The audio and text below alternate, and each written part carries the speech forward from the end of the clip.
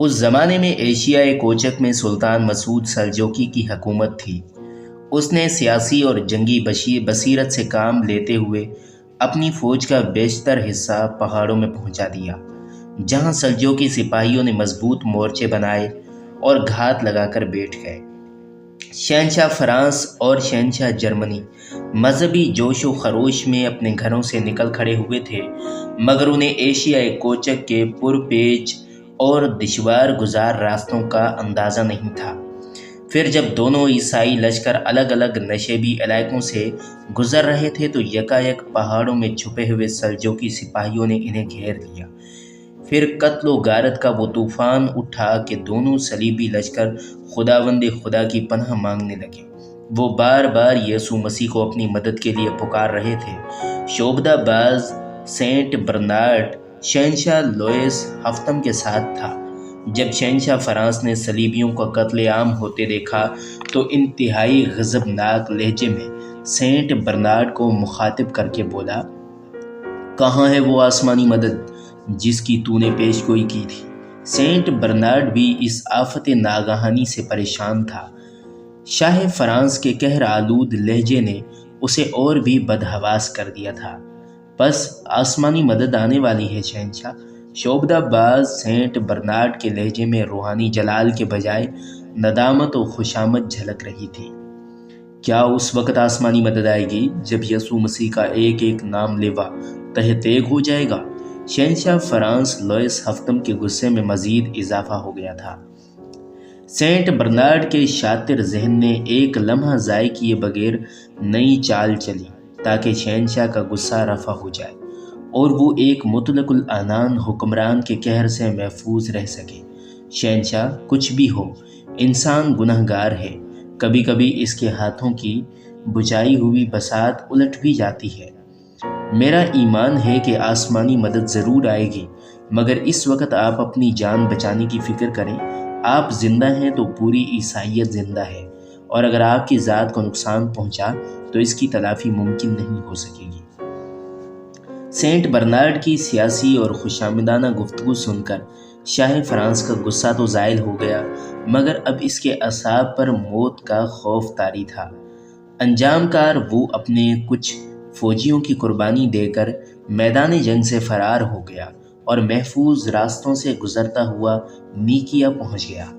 دوسری طرف شہنشاہ جرمنی کانرڈ سوم انتہائی دردناک حالت سے دوچار تھا۔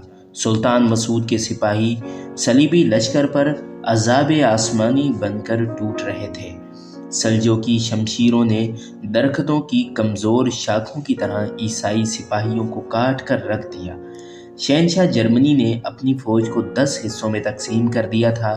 سلطان مسعود کی جنگی حکمت عملی اس قدر مضبوط تھی کہ سلجوقیوں نے جرمن فوج کے 9 حصوں کو مکمل تباہ و برباد کر دیا۔ بس ایک حصہ بچا تھا جس کے ساتھ شہنشاہ کانرڈ فرار ہو کر نیکیا پہنچا، جہاں شہنشاہ فرانس پہلے ہی موجود تھا۔ پھر جب شہنشاہ جرمنی نے صلیبیوں کی بربادی کا حال بیان کیا تو شہنشاہ فرانس کی آنکھوں سے بھی آنسو رواں ہو گئے۔ پھر دونوں حکمران گلے لگ کر بہت دیر تک روتے رہے۔ جب دلوں کا غبار دھل گیا تو شاہ فرانس لوئس ہفتم نے انتہائی غضبناک لہجے میں کہا، خداوند خدا کی قسم، پہلے میرے انتقام کا نشانہ شام اور موصل کے حکمران تھے، مگر اب سلجوقی مسلمان بھی میرا ہدف ہے۔ میں سلطان مسعود سے اپنے محترم بھائی شہنشاہ کانرڈ کی شکست و ہزیمت کا بدلہ ضرور لوں گا۔ یہ کہہ کر شاہ فرانس نے نئے عہد و پیمان کے لیے شاہ جرمنی کی طرف اپنا ہاتھ بڑھایا۔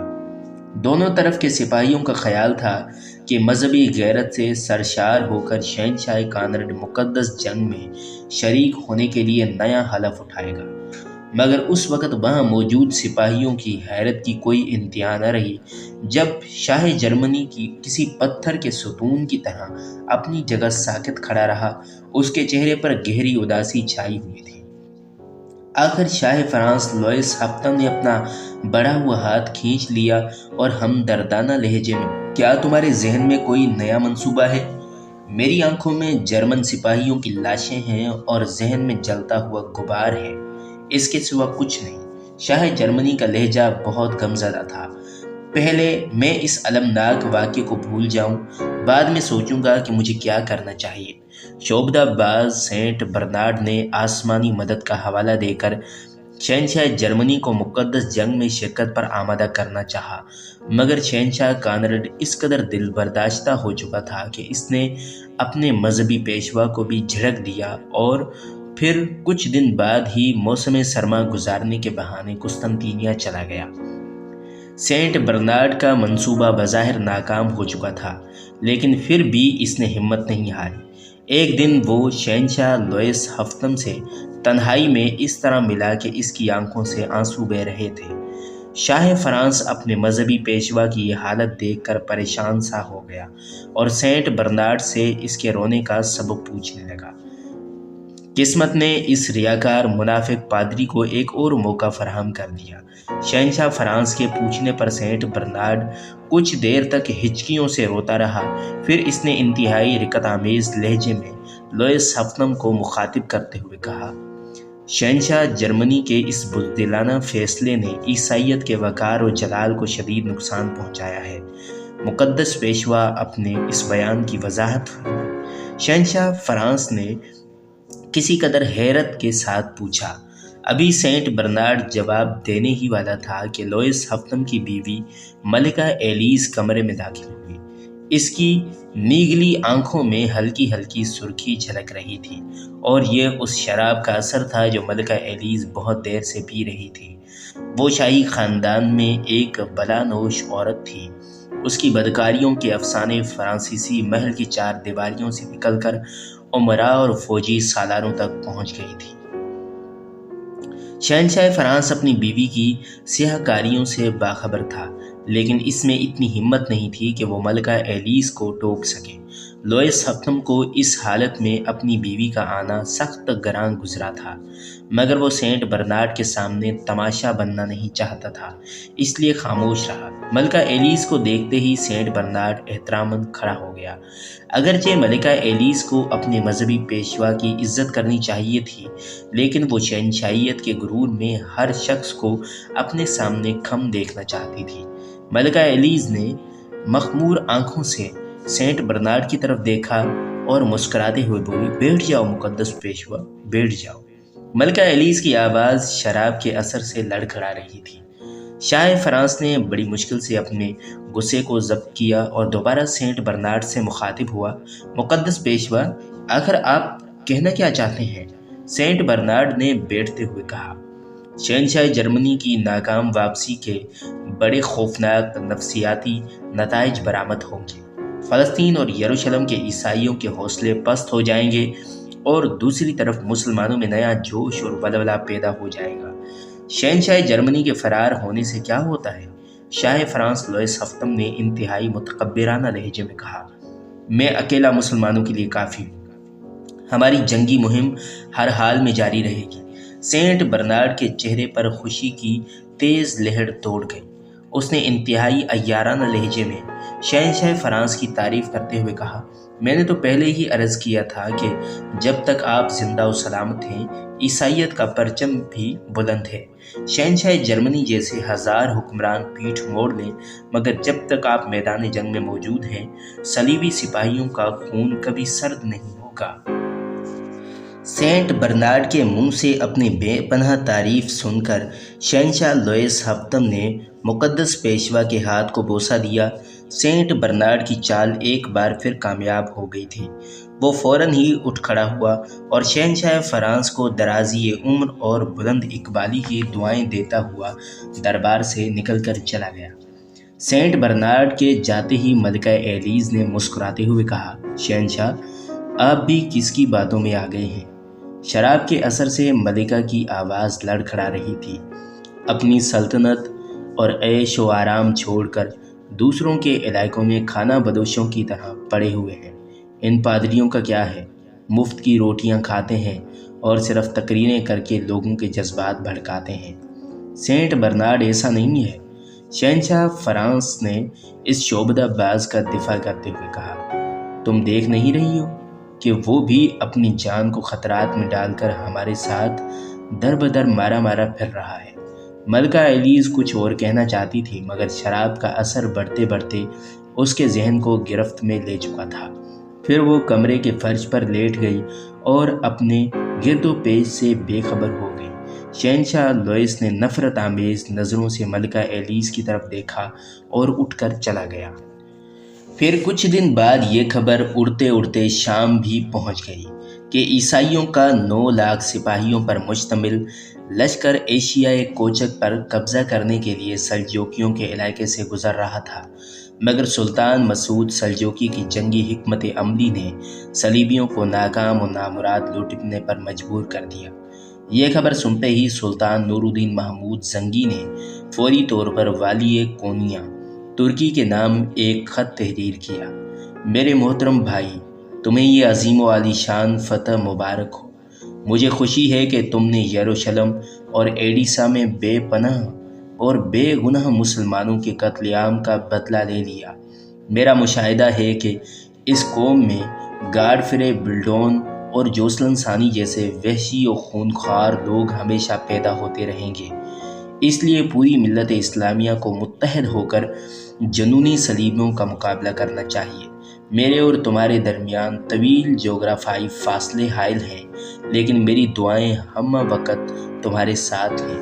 حق تعالیٰ تمہیں ایک محافظ اسلام کی حیثیت سے تا دیر سلامت رکھے۔ تمہارا بھائی سلطان نور الدین محمود۔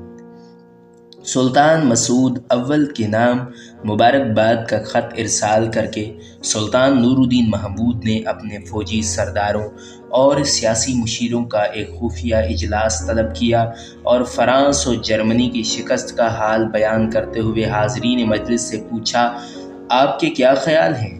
شہنشاہ لوئس اور شہنشاہ کانرڈ کے سیاسی عزائم کیا ہیں؟ یوسف صلاح الدین کا حقیقی چچا اسد الدین شیرکو اپنی نشست پر کھڑا ہوا۔ اس وقت اسد الدین شیرکو کی سیاسی حیثیت یہ تھی کہ وہ دربار سلطانی میں سب سے زیادہ با اثر سردار تھا۔ سلطان نور الدین محمود زنگی اسد الدین کو اپنا معتمد خاص سمجھتے تھے۔ سلطان عادل فرانس اور جرمنی کے شہنشاہ توسیع سلطنت کی خواہش میں یورپ کی حدود سے نکل کر کچھ ایشیائی علاقوں پر قابض ہونا چاہتے ہیں۔ اس کے سوا بظاہر ان کے کوئی اور عزائم نظر نہیں آتے۔ پھر اسد الدین شیرکو کے بھائی نجم الدین ایوب اور دوسرے سرداروں نے بھی کم و بیش اسی قسم کے خیالات کا اظہار کیا۔ سب سے آخر میں نوعمر یوسف صلاح الدین اپنی جگہ کھڑا ہوا اور والی شام کو مخاطب کر کے کہنے لگا، سلطان ذی شان، میں شہنشاہ جرمنی اور شہنشاہ فرانس کی لشکر کشی کو محض ہوس ملک گیری نہیں سمجھتا، در پردہ ان کے مذہبی عزائم بھی ہے۔ درباری عمرا نے بڑی حیرت سے اس نوجوان کو دیکھا جو عمر رسیدہ اور جہاں دیدہ سرداروں کی رائے سے اختلاف کر رہا تھا۔ خود سلطان نور الدین محمود بھی یوسف صلاح الدین کے خیالات پر متعجب تھا۔ یوسف، تم اپنی بات کو ثابت کرنے کے لیے کوئی مضبوط دلیل بھی رکھتے ہو؟ نہیں سلطان عادل، میں کوئی دلیل نہیں رکھتا، یوسف صلاح الدین نے انتہائی سادگی سے جواب دیتے ہوئے کہا، مگر پھر بھی میں ایک واقعہ آپ کے گوشے گزار کرنا چاہتا ہوں۔ سلطان نور الدین کے ساتھ دوسرے سردار بھی اس نوجوان کی بات سننے کے لیے ہمتاً گوش ہوئے۔ میں کچھ دن پہلے اپنے استاد محترم قاضی ابن ارسون کی خدمت میں حاضر تھا۔ یوسف صلاح الدین نے باوقار لہجے میں کہا، میں نے استاد گرامی سے عرض کیا، ہماری طرح یہود بھی اہل کتاب ہیں اور نصارہ عیسائی بھی۔ ہم ان کے رسولوں پر صدق دل سے گواہی دیتے ہیں اور اس شہادت کو اپنے ایمان کا حصہ سمجھتے ہیں، مگر یہودی اور عیسائی ہمارے رسول سرور کونین صلی اللہ علیہ وسلم کا اقرار کیوں نہیں کرتے؟ یہ کہہ کر یوسف صلاح الدین چند لمحوں کے لیے خاموش ہو گیا۔ فوجی مجلس پر گہرا سکوت طاری تھا۔ میرے اس سوال کے جواب میں استاد محترم نے فرمایا، یوسف صلاح الدین نے سلسلہ کلام جاری رکھتے ہوئے کہا، حق تعالیٰ نے قرآن مجید میں یہودیوں کی فطرت کو اس طرح بیان فرمایا کہ تم تو ہمیشہ کے عہد کر کے توڑ دینے والے ہو۔ پھر ایک مقام پر دونوں قوموں کی خصلت کو بیان کرتے ہوئے کہا کہ یہود و نصارہ تمہارے دوست ہو ہی نہیں سکتے، اور جو تم میں سے ان کا دوست ہے وہ اہل ایمان میں سے نہیں۔ یہ کہہ کر یوسف صلاح الدین نے دوبارہ نور الدین محمود زنگی کو مخاطب کیا، سلطان عادل، میں اسی بنیاد پر کہتا ہوں کہ شہنشاہ فرانس اور شہنشاہ جرمنی حوث ملک گیری کے علاوہ کچھ اور بھی عزائم رکھتے ہیں۔ ان کی زندگی کا پہلا اور آخری مقصد مسلمانوں کو صفحہ ہستی سے مٹا دینا ہے۔ اللہ سلطان مسعود کے درجات بلند کرے کہ اس نے صلیبیوں کے اس طوفان کا رخ دوسری طرف موڑ دیا، مگر آیات قرآنی کی روشنی میں میرا اندازہ یہ ہے کہ یہ طوفان اٹھے گا۔ قاضی ابن ارسطو کا شاگرد ہونے کے سبب یوسف صلاح الدین نے بڑی پر اثر تقریر کی تھی۔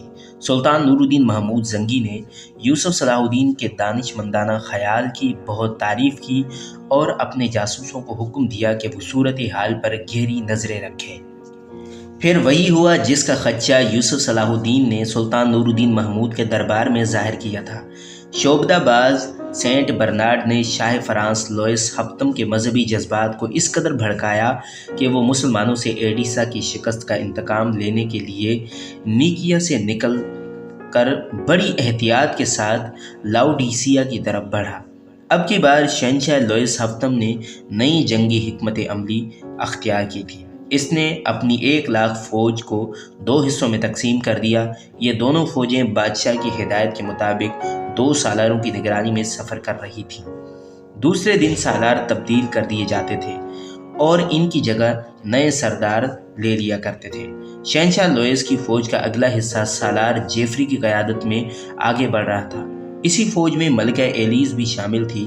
لاؤڈیسیا سے روانگی کے وقت شہنشاہ لوئس نے سالار جیفری کو حکم دیا تھا، تم سامنے سے بلند پہاڑی کوہ بابا داغ کی چوٹی پر پہنچ کر اس وقت تک ٹھہرے رہو جب تک میرا لشکر تم سے نہ آ مل جائے۔ سالار جیفری نے اپنے بادشاہ کے حکم کے مطابق تیز رفتاری کے ساتھ سفر کیا اور کوہ بابا داغ کی چوٹی پر جا کر ٹھہر گیا۔ ملکہ ایلیز نے چاروں طرف نظریں دوڑائیں۔ پہاڑ کے نشیب میں اسے انتہائی سرسبز و شاداب وادی نظر آ رہی تھی۔ ہمیں اس وادی میں خیمہ زن ہونا چاہیے، جو میرے اندازے کے مطابق ایک محفوظ ترین مقام ہے۔ ملکہ ایلیز نے اپنے فوجی سالار جیفری کو مخاطب کرتے ہوئے کہا، میرے بادشاہ کا حکم ہے کہ بابا داغ کی چوٹی کو نہ چھوڑا جائے۔ سالار جیفری نے سپاہیانہ لہجے میں جواب دیا۔ ملکہ ایلیز بری طرح مشتعل ہو گئی اور اپنے فوجی سالار پر برس پڑی، میں فرانس یا جرمنی کی کوئی کنیز یا لونڈی نہیں ہوں، تم نے سنا؟ سالار جیفری ملکہ فراز کے اس آمرانہ حکم پر مجبور ہو گیا اور اپنی فوج لے کر کوہ بابا داغ کے نشیبی علاقے میں اتر آیا۔